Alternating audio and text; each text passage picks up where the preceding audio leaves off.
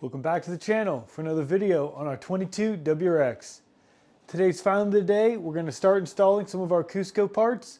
So without further ado, let's jump over to the bench and I'll show you what we got. Over here at the bench you can see we have our Cusco parts laid out. We have our rear diff cradle mount. We have some subframe braces, and this is for the rear sway bar mount. So we're going to start with getting the rear diff installed. Rear diff mount installed. It comes with these two washers that sit on top. So I'm going to show you how we jack up the car and get the jack stands under to get this install started. Let's go. Okay, so to jack up the rear of the car, I like to jack it up on the rear diff. So I have my low profile jack that we can fit under, and I'll show you right now.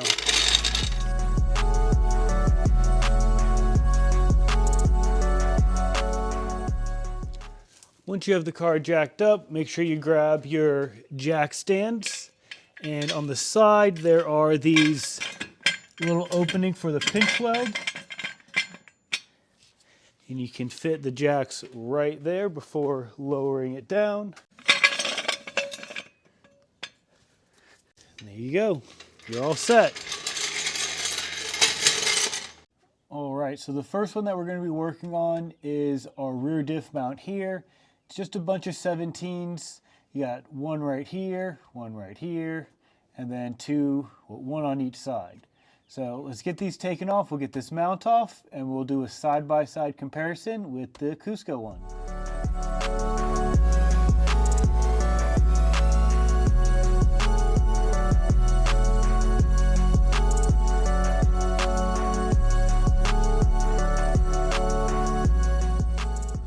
So our first side-by-side comparison is our stock mount and our Cusco mount.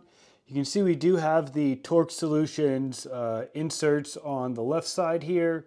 So this right side is still stock, but you can just see in general how much just beefier this looks. Just feeling it and everything. I mean, this is much thicker, and these bushings are stiffer than the stock one. So not only is it a stiffer design, but the bushings are stiffer as well. And the reason why you have these black washers is they go right there, and it has to do with the height. So apparently the Cusco one is just slightly shorter, so they do supply these washers that go on top, and then the bolts go through this way and the nuts go on the bottom. So this should be a quick swap, so let's get this thrown in and we'll move on to the next part. Let's go.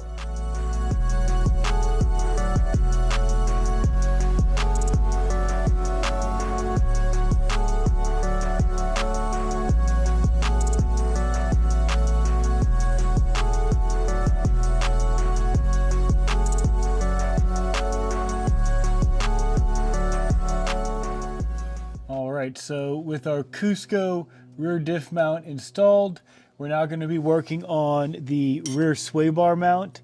So you have this big, I think this is a 19 to remove here, same thing on the other side, and then two bolts here for the sway bar mount. These are 12 mil.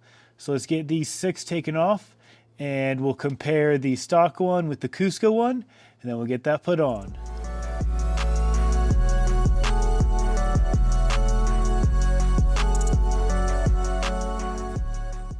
And here's our next side-by-side comparison. This is our Cusco rear sway bar mount, and this is our stock one. It's like humorous how like flimsy this stock one is. Like just like pushing it down, I can basically touch the whole thing has so much movement. And then you go, this is a rock, and this is flimsy. So this is definitely going to be a big upgrade. I did see online someone was posting some of these welds were rusting, I guess, in some of the northern region. So if that is happening to you, you can always upgrade to this. This is going to last a lot longer than this part, and it's a lot stronger. So let's get this thrown on real quick, and we'll move on to the next Cusco part.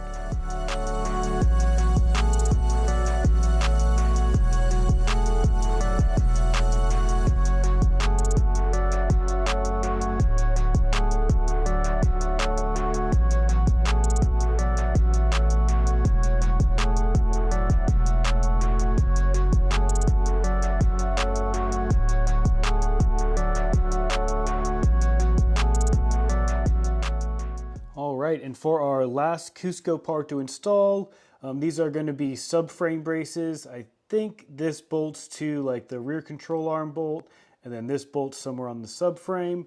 They do supply one new bolt that's a little bit longer, I'm assuming for this one, and then these little nut and bolt combo, that's for this hole, and this is going to bolt onto the subframe.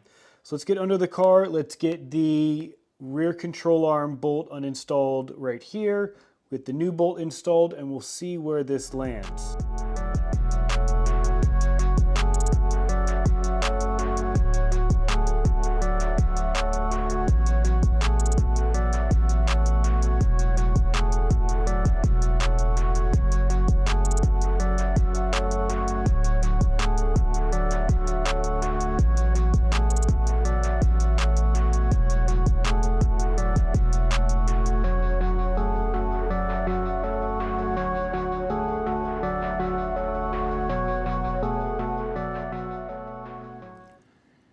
Just like that, all of our Cusco parts are installed. They look really nice underneath the vehicle. We got our sway bar brace right here. We got our rear diff mount right there. And then on each side, we have our subframe braces. And this one's really close on this side. Shake the exhaust, it doesn't hit it, so clearance is tight, but it fits. So overall, this looks really good. I'm really excited to get in the car and see if there's any difference, but regardless if there is a difference or not, you definitely know everything is stiffened up just by looking at the parts that were taken off and the parts that we put on, plus adding the additional braces on each side. So let's get the car off the jack stands and we'll go on a little drive around the block and we'll see if we notice anything. Let's go. All right, so we're cruising in the car. Been driving for about 5-10 minutes, went on little twisties, and I can definitely report that it definitely feels stiffer in the back. Like maybe it's placebo, I don't know, but it definitely feels like it's more planted in the back with everything that we've done. The sway bar, the end links, the control arms, the toe arms, and then of course all these Cusco parts. The rear end is just extra tight. It feels really good. I can't wait to take this car to the track and of course get a couple launches in once this Cobb launch control is finally released with the stiffer rear end and like the stiff subframe. It's definitely going to help with launching and maybe some 60-foot time. So who knows? We'll see what happens once the launch control is released, but let's get back to the garage and let's close this video out.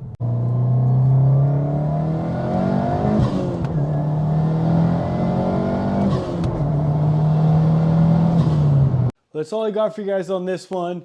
We got all the Cusco parts installed. The rear end feels really good when driving. Hopefully Cobb releases the launch control real soon. We'll definitely be testing it out on this channel. So stay tuned until next time. See you guys.